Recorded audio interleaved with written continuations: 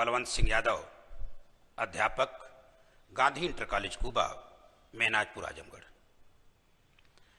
Online class में जो हिंदी विषय है उसमें हिंदी वाक्यों का संस्कृत में अनुवाद, ये प्रकरण चल रहा है।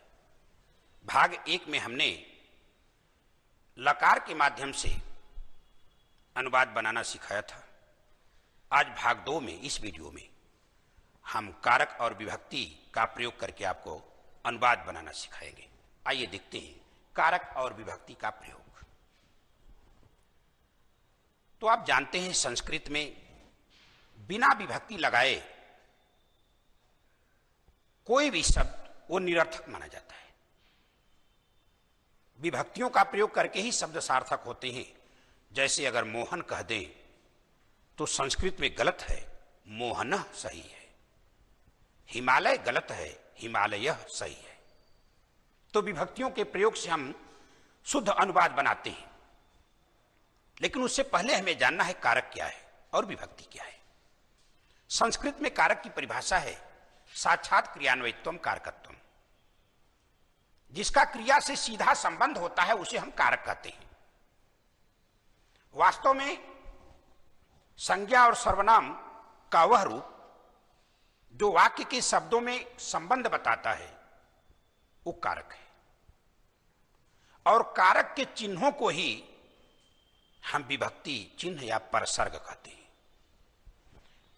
ये विभक्ति चिन्ह केवल संबंध बताने का काम करते हैं। इनका अपना कोई अर्थ नहीं होता, कोई अपना अर्थ नहीं होता। हिंदी में 8 विभक्तियां हैं। संस्कृत में तो कारकों की संख्या 6 है, लेकिन हिंदी में विभक्तियां 8 हैं। संस्कृत में बताया गया कर्ता कर्म च करणम संप्रदानम तथैव च अपादानम अधिकरणम चित्याहु कारकारी सट। 6 कारक हैं, लेकिन हिंदी में 8 विभक्तियां हैं। और इन विभक्तियों का अपना अलग से कोई अर्थ नहीं होता, केवल ये संबंध बताती हैं। जब ये विभक्तियां संज्ञा शब्दों के साथ प्रयुक्त होती हैं, किसी भी वाक्य में संज्ञा शब्दों के साथ आती हैं तो विश्लिष्ट होती हैं। संज्ञा शब्द से अलग होती है, उस नाम से अलग होती है। जैसे राम ने, मोहन ने, सोहन के लिए, सीता के द्वारा, ये अलग है। लेकिन जब सर्वनाम शब्द के साथ ही आती हैं विभक्तियां तो उसमें क्या होती हैं? उसमें बिल्कुल संश्लिष्ट हो जाती हैं, मिल जाती हैं। उसने, वह ने नहीं कहते हैं, क्या कहेंगे? उसने, उसके द्वारा। तो ये विभक्तियों का कार्य है। संज्ञा और सर्वनाम के साथ जब मिलती हैं तो इनमें कुछ परिवर्तन होता है। आइए देखते हैं कर्ता कारक को, प्रथमा विभक्ति। एक बात याद रखिएगा, कारक और विभक्ति ये पर्यायवाची नहीं है। विभक्ति कारकों के चिन्ह हैं। विभक्तियां जो हैं वो कारकों की चिन्ह है, कारक नहीं है। विभक्ति शब्द का अर्थ है विभाग। किसका विभाग? कारक के संबंधों का विभाग। तो आइए देखते हैं कारकों का प्रयोग। पहला है कर्ता कारक। कर्ता कारक का प्रयोग हम कहां कहां करते हैं, कब कब करते हैं? अष्टाध्यायी में पाणिनि ने बड़ा सुंदर सूत्र लिखा है, प्रातिपदिकार्थ लिंग परिमाण वचन मात्रे प्रथमा।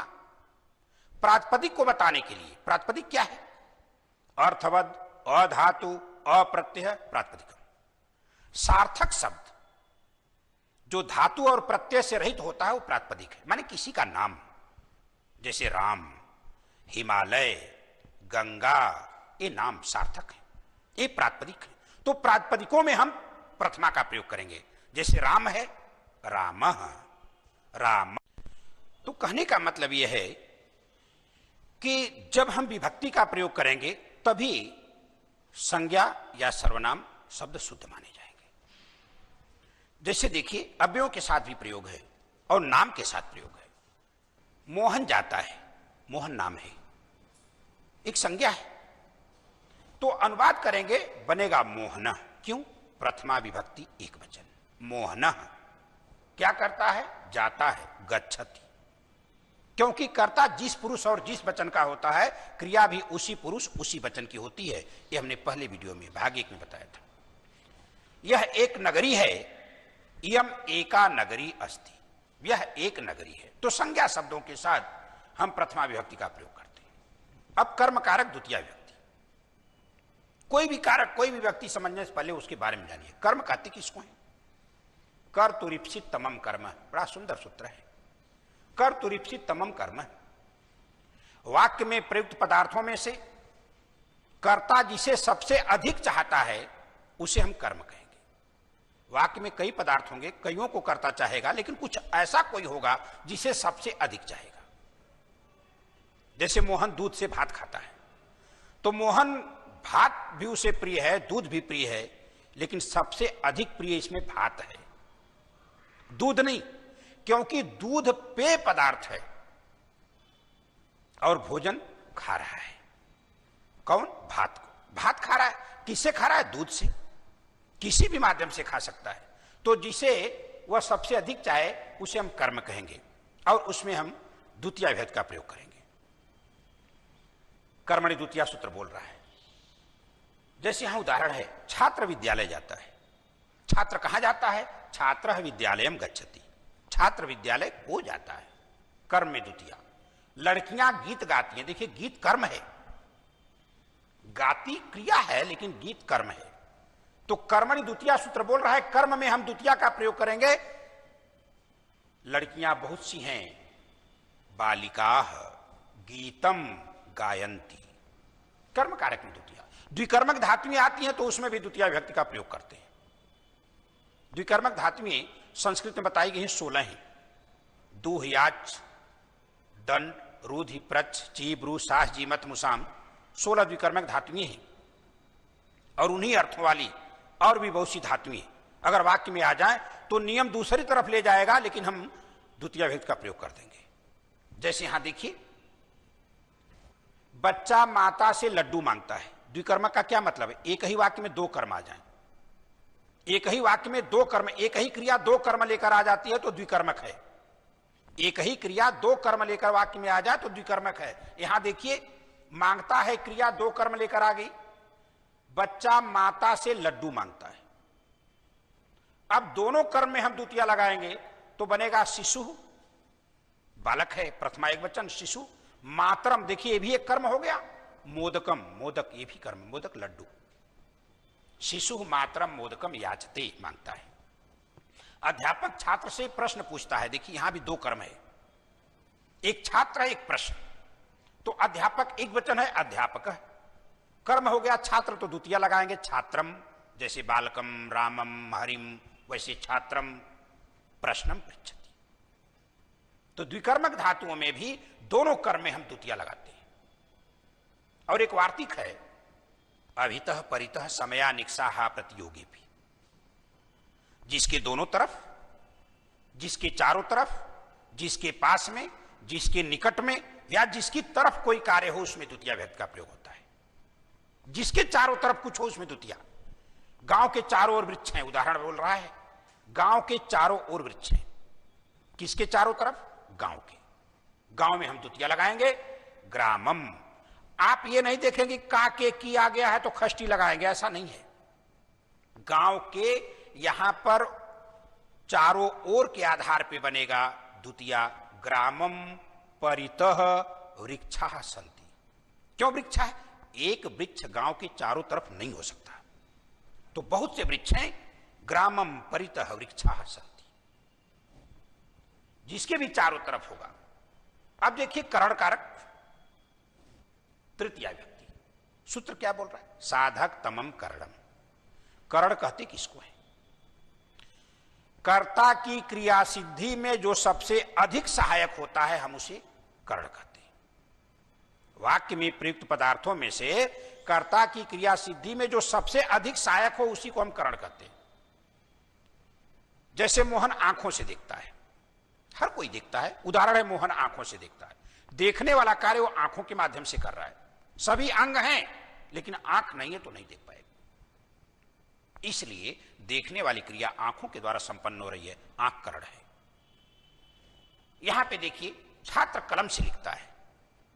हाथ भी होना चाहिए लिखने के लिए, ब्रेन, सोच, सब कुछ होना चाहिए, लेकिन कलम नहीं है तो नहीं लिख पाएगा। तो कर्ता की क्रिया में जो सबसे अधिक सहायक हो उसे हम करण कहेंगे। कलम सबसे अधिक सहायक है, उपकरण है, और तृतीय व्यक्ति का प्रयोग होगा। क्या बनेगा? छात्र कलमेन लिखति, छात्र कलम से लिखता है।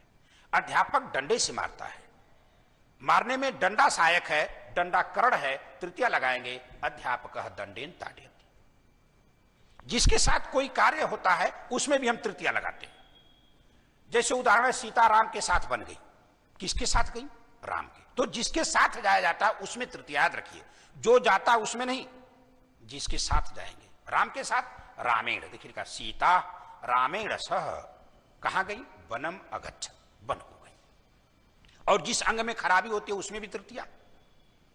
जैसे पैर में खराबी है तो पैर में तृतीया, पादेन खंज। देखिए उदाहरण क्या है? राम नेत्र से काना है, नेत्र में खराबी, रामः नेत्रेण काणः अस्ति, राम नेत्र से काना है।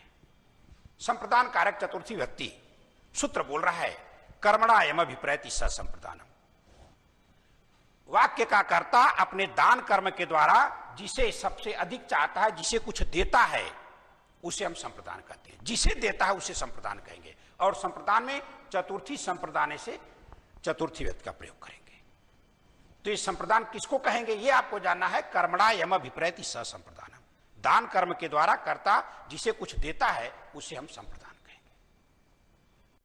तो संप्रदान आप समझ गए, जो देता है उसे संप्रदान नहीं कहते हैं, जिसको दिया जाता है वो संप्रदान है। देखिए लिखा कर्मणा, दान कर्म के द्वारा, यम जिसको अभिप्रैत लक्ष्य किया जाए, जिसे कुछ दिया जाए उसे संप्रदान करते हैं। जैसे भिखारी को कोई भिक्षा दे रहा है तो देने वाला संप्रदान नहीं है, जिसको दिया जा रहा है वो संप्रदान है। और जिसकी संप्रदान संज्ञा होती है उसमें अगला सूत्र बोल रहा है चतुर्थी संप्रदाने, संप्रदाने, संप्रदान कारक में चतुर्थी, चतुर्थी व्यक्ति का प्रयोग करते हैं। जिसे हम कुछ देते हैं, कर्ता जिसे कुछ देता है उसे तो संप्रदान कहते हैं। तो अनुवाद करते समय क्या करेंगे? उस संप्रदान में हम चतुर्थी विभक्ति का प्रयोग कर देंगे। याद रखिएगा, जब कोई वस्तु सदैव के लिए दे दी जाती है तब हम चतुर्थी का प्रयोग करते हैं। जब वस्तु दे करके ले ली जाती है तो हम चतुर्थी विभक्ति का प्रयोग नहीं करते, हम षष्ठी विभक्ति का प्रयोग करते हैं। जैसे कोई कह दे कि वह धोबी को कपड़ा देता है, तो धोबी को कपड़ा देकर फिर ले लेगा, तो जब दे करके फिर सामान ले ली जाती है तो वहां पे संप्रदान नहीं है, वहां षष्ठी विभक्ति है।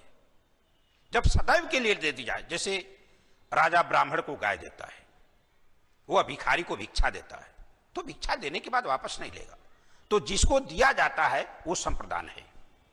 और संप्रदान में चतुर्थी विभक्ति का प्रयोग होता है। राजा ब्राह्मण को गाय देता है, उदाहरण देखिए लिखा है। कौन देता है? राजा। किसको देता है? ब्राह्मण को। तो जिसको दिया जा रहा है वो संप्रदान है। चतुर्थी संप्रदान सूत्र बोल रहा है कि संप्रदान में हम चतुर्थी का प्रयोग करेंगे। जब ब्राह्मण संप्रदान है तो इस ब्राह्मण शब्द में, याद रखिएगा, हम किसी ब्राह्मण को नहीं ढूंढेंगे, उस शब्द को, तो ब्राह्मण शब्द में हम चतुर्थी व्यक्ति का प्रयोग करेंगे। नृपः विप्राय धेनुम ददाति, राजा ब्राह्मण को धेनुम गाय ददाति देता है। और कभी कभी वाक्य में ऐसा आ जाता है कि कर्ता को कुछ अच्छा लगता है, कोई वस्तु, कोई स्थान, कुछ भी अच्छा लगने लगता है, तो रुच धातु के योग में जिसे कुछ अच्छा लगता है, रुचि अर्थानाम प्रियमाण सूत्र बोलता है कि जिसे कुछ अच्छा लगता है उसमें भी हम चतुर्थी का प्रयोग करते हैं। देखिए उदाहरण है, लड़के को पढ़ना अच्छा लगता है। किसको अच्छा लगता है? लड़के को। तो जिसको अच्छा लगता है हम उसमें चतुर्थी का प्रयोग करेंगे। बालकाय, चतुर्थी एक वचन क्योंकि अकेला है बालक। पठनम रोचते, आत्मनेपदी है रोचते। और एक बड़ा सुंदर सूत्र है, अनुवाद में बड़ा काम आता है। नमः स्वस्ति स्वाहा स्वधा अलम वसद योगाच, हम जिसे नमस्कार करते हैं, हम जिसके कल्याण की कामना करते हैं, हम जिस देव को आहुति देते हैं, तो उसमें चतुर्थी विभक्ति का प्रयोग करते हैं। जैसे गुरु को नमस्कार है, किसको नमस्कार है? गुरु को। गुरवे नमः, गुरु में चतुर्थी लगा देंगे। गुरु शब्द में अगर यह हो जाए कि गुरुदेव को नमस्कार है, याद रखिएगा अकारांत बन रहा है, गुरु तो उकारांत है इसलिए गुरवे, लेकिन वाक्य हो गया कि गुरुदेव को नमस्कार है तो गुरुदेवाय हो जाएगा। अकारांत है जैसे बालकाय, वैसे गुरुदेवाय नमः। प्रजाओं का कल्याण हो, कल्याण की कामना, प्रजाभ्य स्वस्ति, प्रजाओं का कल्याण हो, प्रजाभ्य स्वस्ति, जिसके कल्याण की हम कामना करते हैं उसमें हम चतुर्थी लगाते हैं। जिस देवता को हम आहुति देते हैं यज्ञ करते समय, उस देवता के नाम में हम चतुर्थी लगाते हैं। जिस देवता का हम आह्वान करेंगे उसके नाम में चतुर्थी लगाएंगे। अग्नि को आहुति दिया जा रहा है, अग्नये स्वाहा, इंद्र को आहुति है, इंद्राय स्वाहा, वरुण को आहुति है, वरुणाय स्वाहा। तो जिसको हम आहुति देते हैं उसमें भी हम चतुर्थी का प्रयोग करते हैं उसके नाम में। तो कल्याण की कामना में हम जिसकी भी कल्याण की कामना करें, नमः स्वस्ति स्वाहा स्वधा अलम वसट योगाच, याद रखिएगा अलम यह अव्यय है संस्कृत का, पर्याप्त अर्थ बताता है, कभी कभी मना करता है। अलम मारुद, अधिक मत रो। राम रावण के लिए पर्याप्त है, किसके लिए पर्याप्त है? रावण के लिए। तो जिसके लिए पर्याप्त है उसमें चतुर्थी लगेगी। राम रावणाय अलम, राम रावण के लिए पर्याप्त है। तो वार्तिक सूत्र रहा, वार्तिकार कात्यायन ने लिखा था। अब यह अपादान कारक पंचमी भक्ति। अनुवाद में प्रायः ऐसे वाक्य आते हैं जिनमें यह सूत्र लग जाता है। कौन सूत्र? ध्रुवम अपाय अपादानम। अपादान कारक का प्रयोग प्रायः अनुवाद के में आता है, वाक्य आते हैं। ये ध्रुवम अपाय अपादानम क्या है? ध्रुवम, ध्रुव माने स्थिर, अटल। अब आप समझिए बड़ा ध्यान से, बड़ा सुंदर सूत्र है। अलगाव की प्रक्रिया में,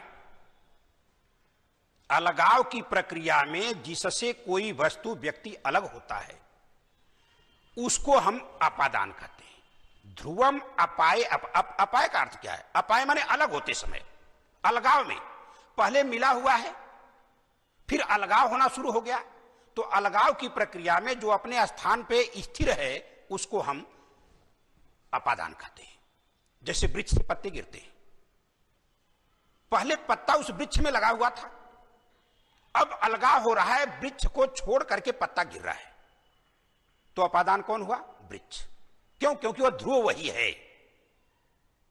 तो जो अपादान है उसमें हम क्या करेंगे? अपादाने पंचमी, जिसकी अपादान संज्ञा होती है उसमें पंचमी भक्ति लगा देते हैं।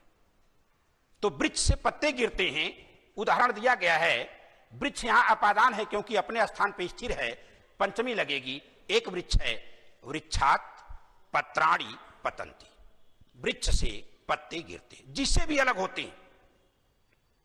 छात्र विद्यालय से घर जाता है, पहले विद्यालय में था फिर विद्यालय को छोड़कर घर गया तो विद्यालय की अपादान संज्ञा। बालक गांव से विद्यालय जाता है, गांव में था और गांव को छोड़ के आ रहा है तो गांव की अपादान संज्ञा, क्योंकि गांव अपनी जगह स्थिर है।